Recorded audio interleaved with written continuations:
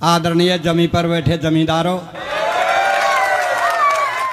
Chair पर बैठे chairman साहबों, गद्दी पे धरे गद्दी के गद्दारों, बाबा आपके चरणों में मेरा प्रणाम। मैं बहुत दूर से हारा थका आया, शांत बैठा था। अंगद जी ने मुझको उठाया। मैं भगवान से प्रार्थना कर रहा हूँ, भगवान जिसने मुझको उठाया उसको तू उठा। बाबा अब मैं जो पढ़ने जा रहा हूँ, आपको एक बात बता रहा हूँ। मैं गांव का कवि हूँ, गांव से निकला हूँ। कोई शब्द मेरे से ऐसे निकल जाए तो आप माफ़ कर देना साहब। माफ़ के अलावा मेरे करोगे क्या तुम? नहीं बताओ, आप माफ़ के अलावा मेरे करोगे क्या? आज जब मैं सुबह घर से चला तो मेरी धर्मपत्नी ने कहा कहाँ जा रहे हो? मैंने कहा उत्तर प्रदेश जा रहा हूँ। बोल ठीक है चले जाना, थोड़ा सा डिनर कर जाना। ओ मैंने कहा पगली डिनर तो शाम के भोजन को कहते हैं। घरवारी बोली श्याम कोई दरिया तो है, श्याम कोई दरिया तो है और खास के तेरे लिए रखा है। मैंने कहा क्यों? बोल रात इसमें कुत्ता मुँह देखो, मुझे फेंकना पड़ता इसलिए आप डिनर ही कर जाए। भाई साहब और बस अड्डे पाया, कंडक्टर बुरी तरह चल रहा, बाबा कहाँ जाएगा, बाबा कहाँ जाएगा। मैंने गुस्से में कह दिया स्वर्ग जाऊंगा, ले चलेगा क्या? ड्राइवर बोलो बाबा आजा, मेरे पहिया के नीचे तो आजा, स्वर्ग पहुंचा दूं। अरे मैंने कहा ड्राइवर तेरे 64 दांत अन्य तोड़ दूंगा। कंडक्टर बोला बुड्ढे क्यों झूठ बोलता है, कहाँ इसके 64 दांत? मैंने कहा मुझे पता है, बीच में तू भी तो बोलेगा। भाई साहब उसी बस में जिसमें मैं बैठा था उसमें अंगद जी बैठे थे, धारिया जी। बाबा इसमें धारिया जी बैठे थे। मैं बस में चढ़ा, मैं इनके धारिया जी पैर से विकलांग हूँ, मुझे बैठ जाने दो सीट पे बगल। अरे बोल पीछे जा भाई साहब, आगे जा, पीछे जा। 15 मिनट हो गए किसी ने बैठने को जगह नहीं दी। पर ड्राइवर बहुत अच्छा था, जाने कब से मेरे को देख रहा। बोल बाबा क्यों होते परेशान, आओ मेरा बोनट खाली है, बोनट पर बैठ जाओ। भाई साहब मैं बोनट पर बैठा, बस चली। 15 मिनट बाद चलने के बाद रुकी।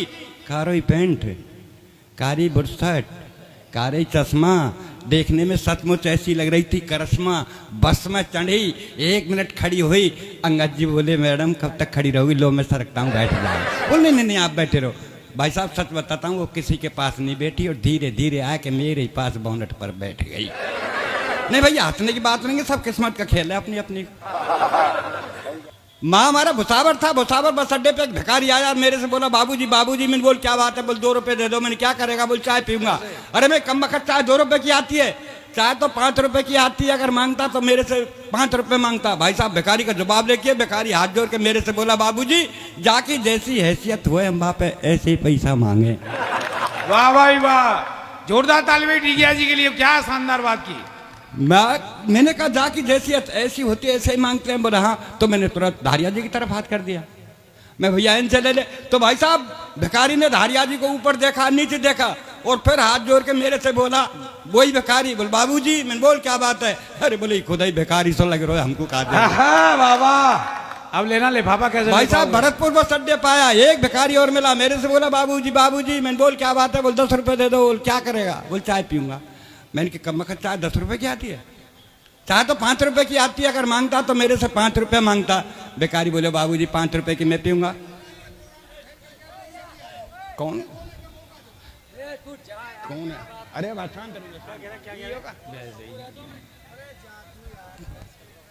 मैंने कहा भिखारी से, देखो जी ज्वार में घोड़ार गांव में मोड़ा एक हाथ मिलते ही रहते थे अपन को।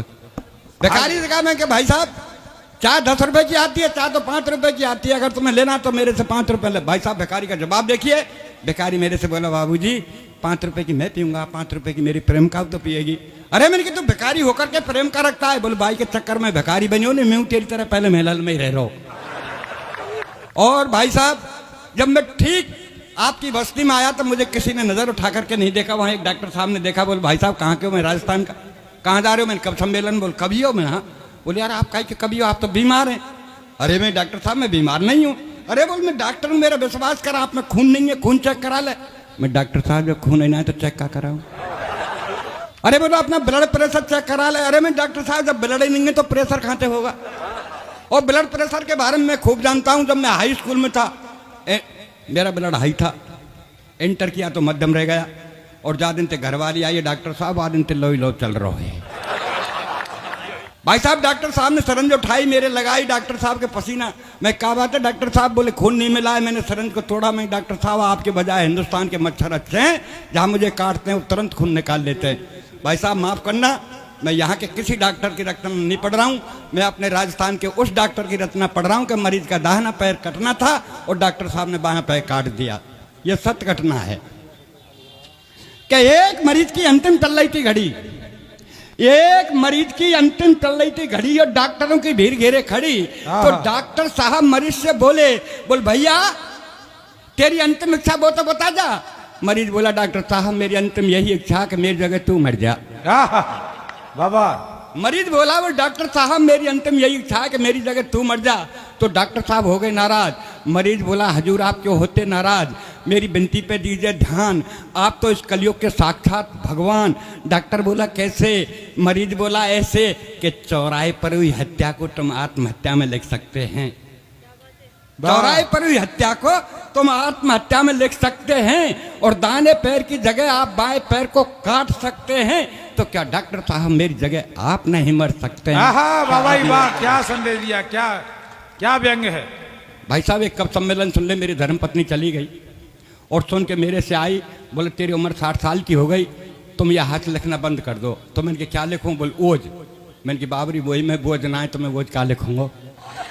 बोल श्रृंगार लेके मेरे भगवान ने रंग रूप ना दियो तो मैं क्या लिखूंगा? तो बोल गीत लेके मैंने मैं कोई भी गीत वीत नहीं लिखूंगा। गीतों ने मेरे देश का बंटाढार कर दिया साहब। सच बता रहा हूं, जब मैं छोटा था मेरा बाबा कहता बेटा गीत गा, तब मैं गीत गाता काना बरसाने में आ जाइयो बुला गई राधा प्यारी। ये छोटे की बात है, जब छोटा था मेरा बाबा कहता गीत गा, तब मैं गीत गाता काना बरसाने में आ जाइयो बुला गई राधा प्यारी। और आज मेरे नातित्य कहूँ कि बेटा जरा गीत गाना, तो पता क्या गाता है? सर काले खटिया जाड़ो लगे दाढ़े में बलमा प्यारो लगे। ऐसे से गीत चले था। ये गीत तो ऐसा चलो बोल तू ना मिली तो हम जोगी बन जाएंगे। अरे मैंने के मिल गई तो का कुआ में गिर के मर जागोगा। ये गीत ऐसा चलो बोल तू जहाँ कहीं रहेगी मैं सूंघते सूंघते आ जाऊंगा। कुत्ता है का? ये गीत ऐसे चलो साहब, मैं दिल्ली ते गई पूना, पूना ते गई पटना, माहू ने मिलो सन सजना, यहाँ जावा में आ जाती कि तैयार यहाँ ते ले जाती। तो साहब अपन गीत वीत नहीं लिखते, अपन तो जो देखते हैं वो लिखते हैं साहब। सुबह सुबह का वक्त, मस्जिद की अजान और मंदिर की झालर कितनी लगती है प्यारी, और चाय का प्याला लेके मेरे चार पाई के पास खड़ी घरवारी। बोली यदि सुनते हो? मैंने कहा सुन रहा हूँ, बहरा नहीं हूँ। बोल क्या कहना है कह दीजिए। बोल मैं कब की खड़ी हूँ, लो चाय पी लीजिए। मैंने कहा सुबह सुबह का वक्त है, राम रहीम का नाम लेने दीजिए, इस चाय को 10 मिनट बाद दीजिए। तो गुस्से में बोली कि 10 मिनट में तो ठंडी हो जाएगी। मैंने कहा कम वक्त तेरी उम्र 60 साल की है गई, तू अब तक ठंडी ना है पाई तो का चाय 10 मिनट में ठंडी हो जाएगी। मैंने कहा कम वक्त तेरी उम्र 60 साल की है गई, तू अब तक ठंडी ना है पाई तो का चाय 10 मिनट में ठंडी हो जाएगी। इतनी कहने पर गुस्से में तेज कमरे से बाहर आके बड़े जोर से रोने लगी, भगवान से प्रार्थना करने लगी। भगवान मेरी ये कर्जी है, आगे आपके मर्जी है, मेरा एक थोड़ा सा काम कर दीजिए, इस संसार से मेरे पति बाबूलाल डेगिया को उठा लीजिए और मुझे विधवा बना दीजिए। वाह भैया वाह, मैं घरवारी विधवा है रही, आप ताली बजा रहे हो, मतलब आपको बड़ी खुशी है कि मर जाए काज खट जाए। तब मैंने घरवाली का कहा, मैंने कहा तू मेरी विधवा की सोच रही है? घरवाली ने कहा जी हाँ। तो क्यों? तो तब मैंने उसको ये समझाया, जानते सुनिए साहब क्या कर रहा हूं। मैंने कहा ठीक है। इतने में मैं भी गुस्से में तेज बैग उठाया कमरे से बाहर। घरवाली बोली कहाँ जा रहे हो भरतार? मैंने गुस्से में तेज बोल कहाँ जा रहे हो भरतार? मैंने क्या आत्महत्या करने? जब घरवाली ने कहा कि मेरा पति मर जाए तो मैंने गुस्से में होकर तेज बैग उठाया कमरे से बाहर। घरवाली बोली कहाँ जा रहे हो भरतार? मैंने क्या आत्महत्या करने? भाई साहब आप रुकिए, एक मिनट साहब। अरे भाई साहब आप रुक जाइए, रुक जाइए।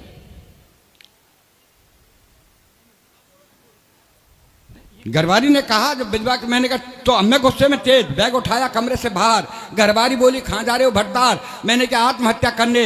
बोला आत्महत्या करनी है तो जल्दी कर लीजिए, ये भी आपके हित में होगा, और 4 दिन पीछे मरा तो तेरा दाह संस्कार नहीं होगा। मैं बोला कैसे? घरवाली बोली ऐसे कि मैं देख रही हूँ ये पर्यावरण का सीजन, और जब खाने पकाने को नहीं तो तुझे जलाने को कहाँ से लाऊंगी? ईंधन तुझे जलाने को कहाँ से? अच्छी लगी तो ताली ठोको, जाते आगे और बढ़ाऊं। अच्छी लगी। मैंने कहा तू मेरे ईंधन की फिक्र मत कर, तेरा ध्यान किधर, मैं समझाता हूँ इधर। ठीक मेरे मरने के बाद शमशान घाट जाना और 5 हीटर रख के घर चली आना, बेटे को समझाना, बेटे जाना बटन दबाना, पापा को जला के घर चले आना। बोल ठीक है, तेरे मरने के बाद शमशान घाट जाऊंगी, 5 हीटर रख के चली आऊंगी, बेटे को समझाऊंगी, बेटा जाएगा बटन दबाएगा और तुझे जला के घर चला आएगा। पर तू जलने के बाद पता नहीं स्वर्ग या नरक जाएगा, पर इस महंगाई में जो 5-5 हीटरों का बिल आएगा उसे का तेरा बाप चुकाएगा, उसे का तेरा बाप चुकाएगा। और लीजिए साहब, शनिवार के दिन मेरी और धर्मपत्नी की मुठभेड़ हो गई साहब। शनिवार के रोज मेरी और धर्मपत्नी की मुठभेड़ हो गई, ज्यादा कहा तो रो गई। बोली ए पिया, जब से तेरे घर में पैर दिया तब से दुख पा रही हूं, अब तेरे नारों मैं के जा रही हूं। हम ठहरे सद्दाम हुसैन जो बात पर अड़ गए, और ज्यादा कहा तो सद्दाम की तरह हम भी समर्पित हो गए। मैंने कहा प्राणों के प्यारी तू मैं के मज्जा में मरूंगा, तेरी जितनी डिमांड पूरी करूंगा। बोल मेरी क्या डिमांड पूरी करेगा? हिंदुस्तान के लोग अपनी अपनी पत्नियों को हिंदुस्तान घुमाते हैं, आप हमें कहीं नहीं ले जाते, हमें तो किसी जंगल की सैर करा दे। मैंने कहा कल, घरबारी बोली कल नहीं आज और अब। हमने कहा चल साहब, जंगल के प्रथम कोने में धंसे, आगे चल चक्कर में फंसे। जंगल बड़ा सुहावना पर आज लग रहा डरावना, जिसमें कुछ मर गए और कुछ मर रहे, एक सज्जन सतकंडा पर टन रहे। मैंने दी दुहाई, ठहरना भाई, आप ये क्या कर रहे हैं? बोल भाई साहब हम पढ़े लिखे बेकार, अपने घर से बेजार, अपने माँ बाप का बेचकर मकान और दुकान इस सतखंडे से कूद के मर रहे हैं। ये डिग्रीधारियों का हाल है साहब। बहुत खूब। जंगल के दूसरे कोने में चीख चिल्लाहट कोलाहल के बादल मंडरा रहे थे, और तीसरे कोने में चंद्रशेखर सरदार मौलाना भगत सिंह बीच में बैठा बापू रो रहा था। तीसरे कोने का तो हाल ही बेहाल था, एक तरफ को चंद्रशेखर मौलाना आजाद सरदार भगत सिंह बीच में बैठा बापू रो रहा था। तो घरवाली का स्वाभिमान जगा, बोले क्या हो रहा है बाबा? बोल बेटी कुछ नहीं, मेरे हिंदुस्तान में कुछ लोग धर्म निरपेक्षता में धब्बे लगा रहे हैं, उन धब्बों को आंसू से पूछ रहा है ये तेरा बाबा। तो देख या हाल और घरबारी बोली तत्काल, देख या हाल और घरबारी बोली तत्काल। बोल पिया अब मेरा व्याकुल है जिया, वापस घर को चलना।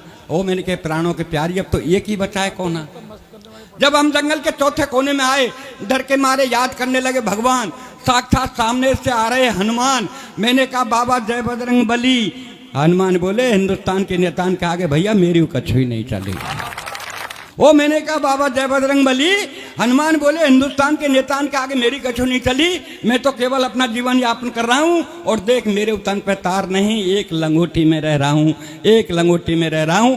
मात्र अब आपको 2 मिनट की रचना सुनाऊंगा, भले आप बताओ ताली क्या मत बजाओ, पर गौर से सुनना उसको साहब। स्वागत है। मेरा 6 वर्षीय बच्चा दौड़ता हुआ मेरे पास आया था। 6 वर्षीय बच्चा दौड़ता हुआ मेरे पास आया और बोला, बोले पापा पापा गजब हो रहा है, अपनी कॉलोनी में जलने वाला रावण अब की बार नहीं जल रहा है। अरे मैंने कहा नहीं बेटे रावण जलेगा, ऐलान हो चुका है, पर वो ऐसे वैसे नहीं, राम के बाण से जलेगा। अरे बोले पापा सतमान, रामचंद्र जी खूब चला रहे हैं बाण, फिर भी नहीं जल रहे श्रीमान। तो बच्चे को लेकर साथ में रामलीला मैदान में आया और देखकर दृश्य में चकराया। राम चला रहे थे बाण, रावण के चेहरे पर मुस्कान, उनके मुख से एक ही आवाज, मैं नहीं जलूंगा आज। तब एक सज्जन भीड़ में से दहाड़ता हुआ रावण को पुकारता हुआ बोले रावण तू नहीं जलेगा तो क्या तेरा बाप जलेगा? तेरे बदन में लगे पटाखों से हम लोगों को मजा आएगा। रावण घुर्राया, 10 शीशों को उसकी तरफ घुमाया और बोला, बोले मूर्ख तू कहां से आ रहा है? मुझे हर साल जलता देखता है, फिर भी तेरा पेट नहीं बढ़ता है, और अगर तुझे जलना ही देखना है तो कश्मीर चला जा, संबुचा संप्रदाय की आग में जल रहा है, जलना ही देखना चाहता है तो कश्मीर। वाह वाह वाह वाह वाह जी ले गया जी, कमाल। तब सड्डियों का लेकर सहारा में ऊपर तक टंगा, धीरे से रावण के कान में कहा कि भैया रावण जल जाओ, ये जनता परेशान है, दिल मत दुखाओ। रावण बोला मुझे बेवकूफ मत बनाओ, आप अपने घर जाओ। मैं बोला क्यों? मैं बोला क्यों? रावण बोला यूं का अध्यापक परीक्षार्थी रोडवेज वाले ये साल भर में 4-4 बार करते हैं, इसलिए दशहरे का दिन आज हम भी हड़ताल करते हैं। ओ मैंने कहा भैया तेरा मांग पत्र हो तो मुझे बताओ, मैं रामचंद्र जी से तेरा समझौता कराता हूं। कि रामचंद्र जी से मेरा समझौता? मानव है, मानवता आपकी जात है, मुझे राम से नहीं राम के भक्तों से शिकायत है जो बिना कारण मुझे हर साल जलाते हैं। अगर तुम्हें जलाना है तो दहेज के दानव को जलाओ, जलाना है तो दहेज के दानव को जलाओ, और भी जलाना है तो इस कुर्सी की खातिर जीने मरने वालों को जलाओ, और भी जलाना है तो अपने स्वार्थ हेतु इस वतन के बेचने वालों को जलाओ, और भी जलाना है तो कन्या का जन्म लेने से पूर्व पेट में मारने वाली बेटी के हत्यारे बाप को जलाओ। ऐसे वाह, वाह, हत्यारे वाह। बाप को जय हो, बहुत बहुत धन्यवाद।